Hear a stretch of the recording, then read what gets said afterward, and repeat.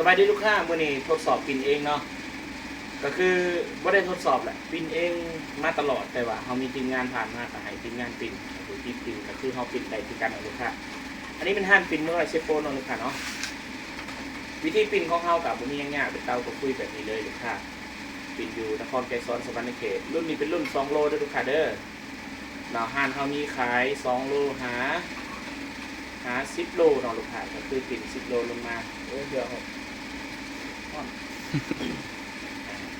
คือว่าเป็นมูลานมูดันเนาะมีผักมีแกงมีของในผมลูกค้า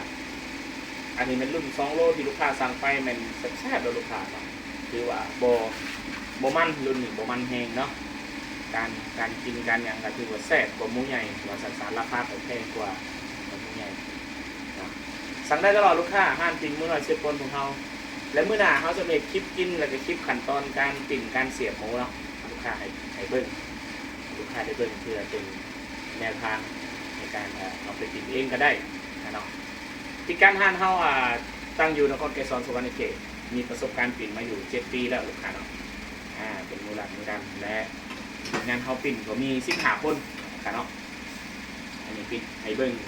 สดๆเลยลูกค้าฝากลูกค้าติดตามกดไลค์กดแชร์ซ่อง